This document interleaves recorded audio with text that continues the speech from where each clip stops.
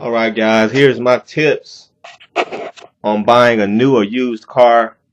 I'm gonna start with a used car because I just bought a car, 2015 Dodge Charger. So I'm gonna start with that. New cars a little different. But let me just start with the tips on buying a used car, used to new car. I'll make the title like that probably. First thing, you never pay for asking price. That's the first thing you do because the dealers are negotiators. You're there to negotiate. Nothing is set in stone. So just make it short and simple. Never pay the asking price. That's one. Buying a used car, you need to do your research. You need to know what you want before you even go to the dealer. Know what type of car you want, and do your research on. Look up the value of the car. That's what you do. You look up the value, the true value of the car. See how much you willing to pay for it. Uh, and then go to the dealer and go to the dealer armed with information because sometimes these dealers will want to sell you a car overvalued, overpriced, and you got to know what you're gonna pay. You gotta know how much you want to pay for this car, or you just walk out. You got to know how much you're willing to pay for this type of car. You're not willing to go over a certain amount, you know. So you need to have that established before you even talk to a dealer. Um, Also, have your financing already. I mean, a lot of people have told me, to go with a credit union, get financed through a credit union, So yeah, it's nothing wrong with getting financed through a credit union. Matter of fact, I recommend go to a credit union, get financed through a credit union. It's easy. I've signed up with USAA.com. I'm a veteran. They also accept veteran family members. So USAA.com is probably one of the best credit unions out there. I'm gonna do a video on that soon. Also, Delta Community is another one I signed up with. So just any credit union around in your area. I've heard that they're a better choice than going straight to the dealer. You get a better interest rate. So yeah. So once then you can negotiate better terms with your dealer once they know that you have a backup credit financing with a credit union, a backup financing with a credit union, you can negotiate a better deal with the car dealership in case you may want to go with their financing. But because the car dealership will match the credit union. But anyway, yeah. So do that. Um, do all your homework first. Another good thing about going to the dealerships is don't let them check your social security number. You can check your social security. I mean, you can check your credit score yourself. These days, people are checking their credit score through their bank accounts. With me, I can see my FICO score right there. You can take a picture of your FICO score with your cell phone and show it to the dealer. Look, hey, here's my credit score right here. I got good credit. You know, you don't need to check. You don't need to check my credit because once they check your credit, you lose. It hurts your points. It hurts your credit score, and then you just can't go to different dealerships and then running your social security number because the more inquiries you have on your credit, the less likely you are to be approved. So don't let no dealer check your credit score unless you know you're going to get that car from them. So, all right. So yeah, so like I said, man, once you know how much you're willing to pay for the car, it's easier to negotiate a deal. I always like my payments very cheap. I'm not one of these guys that want to pay $500 to $600 a month for a car payment. I'm not with all that. I'm not making seven figures a month. If I was, I wouldn't mind, but I'm not. Anyway, so be armed with information. Know what type, know what you want to spend. Know the type of monthly payment you want. And after that, and once you get all that down, you ready to deal. Okay, let's say you got a car, you paying, you got a used car. I mean, you know the used car you want. Y'all negotiate a deal, and a lot of these car salesmen, they not. A lot of times they won't go. I mean, they'll deal with you, but a lot of times they won't negotiate. I mean, they won't like take off thousands of dollars on the car. That's what they claim anyway. I don't know. That's what a couple dealers told me. Like they'll only go a couple $100 off the price. And if you're not happy, you can easily just if you don't want to negotiate, you can just walk. I mean, I suggest you just walk out and leave because you're not going to want to pay. Oh, you don't need to overpay for a car, man. So if they don't want to negotiate, walk out and leave. Just like I did. I walked out and left. I wasn't going to overpay for no car.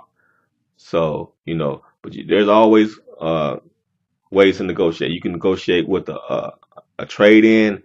You can negotiate with a down payment. You know, just don't come in there talking about I got 1,000 down, I got a trade in. See what they say first, and then if it's still a little too much, then you can say, okay, how about I put my trade in? How much you'll take off then? Okay, how much? Okay, how much you'll take off if I put $1,000 down? How much you take off then? Okay, you gotta do it like that. But just don't start off talking about I got a trade in, I got $1,000. No, don't do that. Okay, but anyway, you got the price of the car you want, right? You got it at 16.5. You negotiated. You got financing. The financing is covered. If a dealership matches the credit union finances, and if they want you to finance through them, I don't see no problem with financing through the dealership if they match what the credit union, financed it for. So it's all good in that lane. Okay, now that you got the price you want, now it's time to deal. Now you're gonna be taken to the other sales agent, the one that does the paperwork. Now this is where they make their money at. He's gonna try to sell you some additional add-ons like warranty insurance, like gap insurance. Don't get none of them because that's how they make their money. They overcharge you for warranty insurance. They overcharge you for gap insurance. Do not get any of these things. If you got a new car, if you're buying a new car, you don't need warranty insurance. Gap insurance, you can get that from your insurance company. You don't need to purchase through them because they overprice their stuff. You can find a cheaper deal. I mean, I suggest you shop around because don't buy from the dealer. Don't buy these things from the dealer. Don't buy these add-ons from the dealership, man. They're gonna kill you.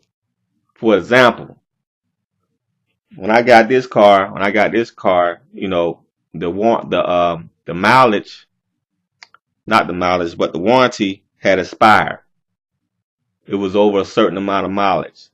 So I needed to get a warranty on it because the manufacturer's warranty had expired. It was a 30,000 mile manufacturer's warranty, and it was over 30,000 miles. So I did need warranty insurance, but I wasn't gonna pay through them because their prices was a 4-year, 48,000 warranty insurance for $2,350, or a 4-year, 60K mileage for $2,390. That's too expensive. That's robbing me. Hell no, I don't want your insurance. Hell no. So, and then they didn't even offer me gap insurance, but you can find gap insurance uh through your insurance company. You can check around. And what's gap insurance? Gap insurance is the difference between the actual cash value of a vehicle and the balance still owed on the financing coverage. It's mainly used on new and used small vehicles and heavy trucks. So what happens is if you can't pay, if something happens, gap insurance covers you in case you lose your job or something. Gap insurance covers you on what they cover the financing. They cover on what you owe to the car. So they'll pay your car off pretty much. So having gap insurance will pay your car off if you're in a situation that you can't no longer make payments on the car and you owe a certain amount to the dealership, you owe a certain amount to the finance company. Having gap insurance will pay off the car for you. And that's a good thing to have, especially if you got a big loan. But anyway, don't buy the dealership's gap insurance. You can shop around, and sometimes your car insurance company has your auto insurance company has gap insurance. You can purchase from them, or you just shop around and get a better rate. But yeah, so with the warranty insurance, I shopped around. Like I said, they was gonna charge me $2,350 for 48,000 miles. That's stupid. Or 60,000 miles for $2,390. So I shopped around and I got a better deal. I got $100,000 I got 100,000 mile warranty. Say this again. I got 100 because I shopped around. I got an 100,000 mile warranty for $1,892. Can't beat that. Awesome. That's why you don't buy dealerships warranty coverage because that's how they make their money. So anytime they want to offer you add-ons, hey, you need warranty insurance? No, that's all right. I don't need that. I'll get it. I'll get it from somewhere else. Oh, you need Gap? Oh, don't worry about it. I get it. I get it from somewhere else. That's how you deal with them, and that's pretty much what they're gonna offer. And that's how you keep your money in your wallet,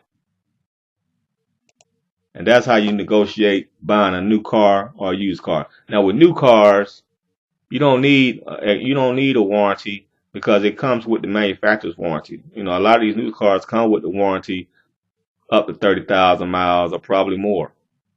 And you know, they come with the warranty. You don't need a warranty with them. You may need gap insurance, but you don't need a warranty. But that's it, man. That's how you negotiate. That's how you buy a used to new car. Peace.